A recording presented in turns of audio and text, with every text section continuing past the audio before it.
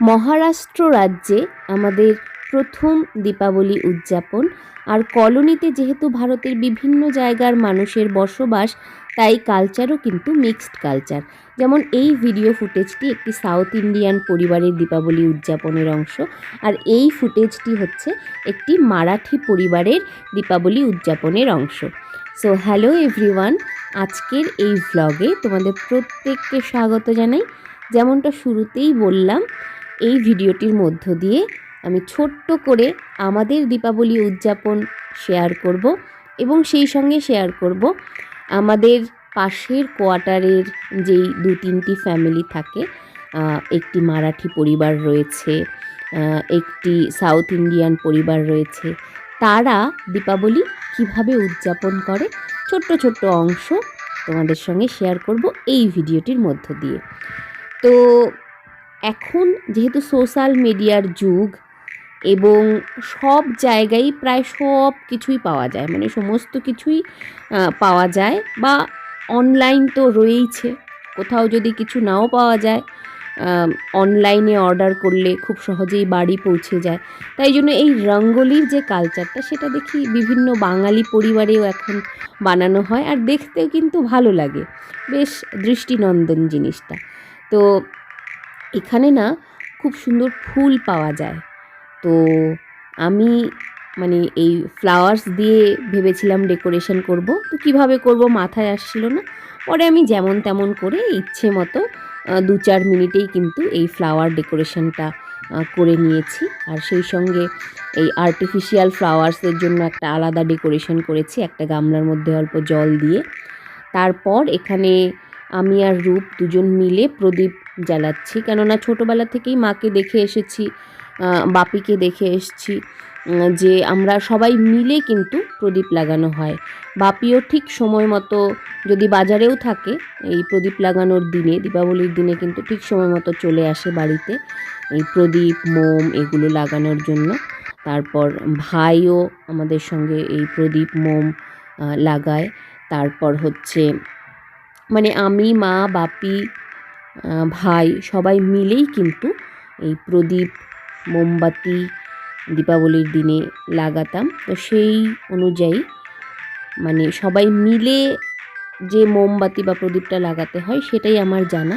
তাই জন্য আমি রূপকে ডেকে নিলাম যে তোমাকেও কিন্তু এই প্রদীপগুলো লাগাতে হবে। আমি বলে বলে দিচ্ছি কোনটা কোথায় রাখবে, কিভাবে লাগাবে, কোনটা ঘিয়ের প্রদীপ, কোনটা সর্ষের তেল দেবে।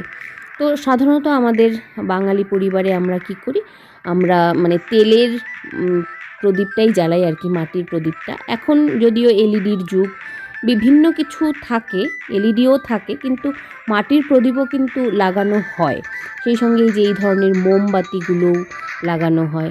তো যাই হোক, ঘরের ডেকোরেশন, ছোট্ট ডেকোরেশন কমপ্লিট করে এই ছোট ছোট এই মোমগুলো বাইরে লাগানোর পালা এবার। মাকে দেখতাম গাছেও কিন্তু প্রদীপ জ্বালাতো, মানে আম গাছের একটা ডালের মধ্যে ছোট্ট একটা মোমবাতি বা ছোট্ট একটা প্রদীপ এভাবে লাগাতো।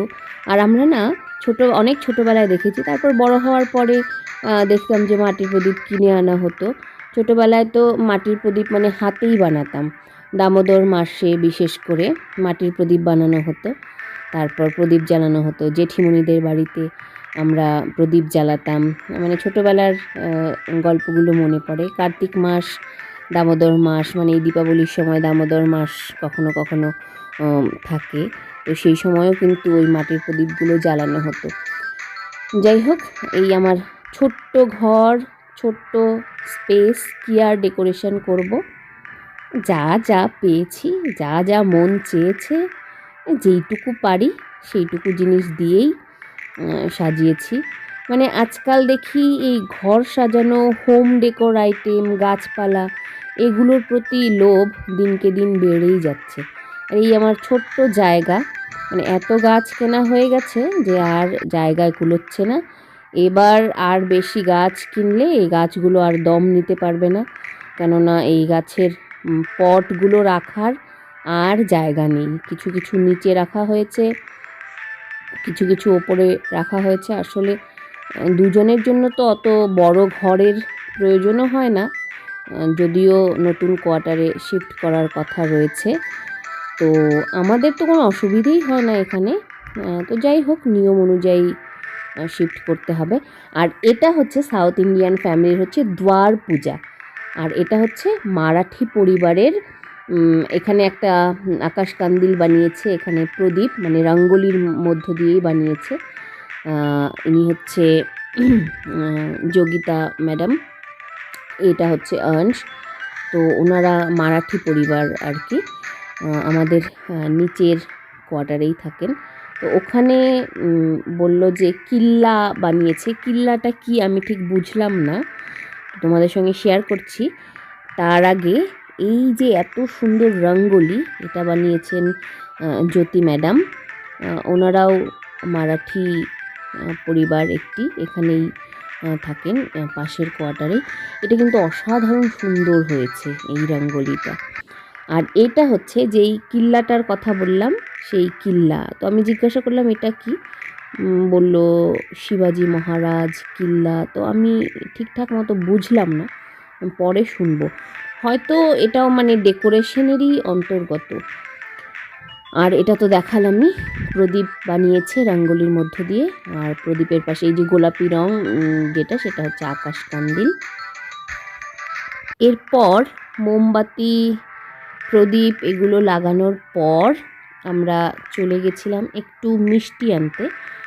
কেননা এখানে যারা গার্ড দেন তাদের জন্য এবং আমাদের পাশে যে কটা ফ্যামিলি থাকে তাদের সঙ্গে একটু মিষ্টিমুখ করা দীপাবলির দিনে, তাই জন্য মিষ্টি আনতে গিয়েছিলাম বাজারে। কিন্তু বাজারে গিয়ে যা অবস্থা দেখলাম, এত দূষণ, এত শব্দবাজি, যে মানে আমার অবস্থা খারাপ হয়ে গেছে।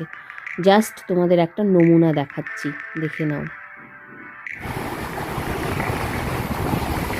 কান আমার তালা লেগে গেছে। মনে হচ্ছে কি বলতো, হ্যাঁ যুদ্ধের মধ্যে দিয়ে আমরা যাচ্ছি। হিরো যাচ্ছে হিরোইন নিয়ে, আর চারিদিকে বোম ফাটতেছে। এই মানে শেষের দিকের অভিজ্ঞতাটা খুব খারাপ অভিজ্ঞতা হলো। আমরা শুধু বলি থাক শুধু আলো, শব্দ নয়, ধোঁয়া নয়, সবাই থাকুক ভালো, এটা আমরা জানি, শেয়ার করি, কিন্তু সবাই মিলে যদি মানতে পারতাম হয়তো খুবই ভালো হতো। সেটা একা একা সম্ভব নয়, সেখানে সরকারেরও কিন্তু হস্তক্ষেপ অবশ্যই প্রয়োজন। তো এই মিষ্টি আনতে গিয়ে যা অভিজ্ঞতা হলো, মানে এত ধোঁয়ার জন্য রাস্তা দেখা যাচ্ছে না, আর এত শব্দ দূষণ, মানে শব্দের চোটে মনে হচ্ছে কখন মাথার মধ্যে পড়বে। তো সামনে বছর থেকে ভেবেই রেখেছি, আগের দিন দরকার হয় মিষ্টি এনে ফ্রিজে রাখবো, কিন্তু সেদিন কিছুতেই আর বের হওয়া যাবে না। সত্যি মানে এত মাত্রায় দূষণ, জাস্ট দেখো এদিক দিয়ে পুরো ধোঁয়া হয়ে গেছে, এদিক দিয়ে রাস্তা মানে দেখা যাচ্ছে না, আর চারপাশে এত শব্দবাজি, এই যে বিল্ডিংটা দেখতে পাওয়া যাচ্ছে না, ধোঁয়া দিয়ে ধোঁয়াশা হয়ে গেছে একদম। তো যাই হোক, এটি একটি কন্ট্রোভার্সি ব্যাপার, আমি বা কয়েকজন আমরা বললে তো কিছু হবে না। এই শব্দবাজি, আতশবাজি, শব্দ দূষণ, বায়ু দূষণ, এগুলো একা একা বা গ্রুপেও হয় না, এগুলো সরকারের হস্তক্ষেপ প্রয়োজন এবং সাধারণ জনতার কিন্তু অবশ্যই হস্তক্ষেপ প্রয়োজন, সম্মিলিত প্রচেষ্টার প্রয়োজন।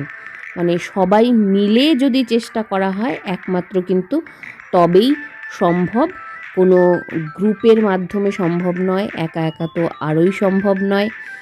তো যাই হোক, আশা করি ভবিষ্যতে এই নিয়ে সরকার উদ্যোগ গ্রহণ করবেন, কেননা এতে দেখলাম মানে অনেকেরই অসুবিধে, যেমন কুকুর বেড়ালগুলো সত্যিকারের দেখলাম দৌড়চ্ছে, কোথায় যাবে, ওদের কাছে তো দীপাবলি নয়, মানে দীপাবলি ওদের কাছে কি, দীপাবলি ওদের কাছে তো মানে এত অস্বাস্থ্যকর একটা সিচুয়েশন তৈরি করে যে ওরা দৌড়চ্ছে, কোথায় যাবে ওরা তাল পাচ্ছে না। সেই সঙ্গে যাদের অ্যাজমা রয়েছে, সেই সঙ্গে যারা বয়স্ক, তাদের জন্য এই শব্দবাজি, আতশবাজির যে ধোঁয়া, সেটা কিন্তু খুবই ক্ষতিকর।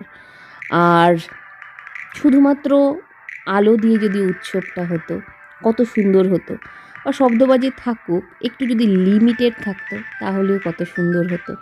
যাই হোক, সব মিলিয়ে এই এতটুকু অভিজ্ঞতা বা এতটুকু অংশ বাদ দিলে সব মিলিয়ে এবছরের দীপাবলি মোটামুটি ভালোই কাটলো। তোমাদের দীপাবলি কেমন কাটলো, তোমাদের আলোর উৎসব কেমন কাটলো অবশ্যই জানিও। Thank you so much for watching the video.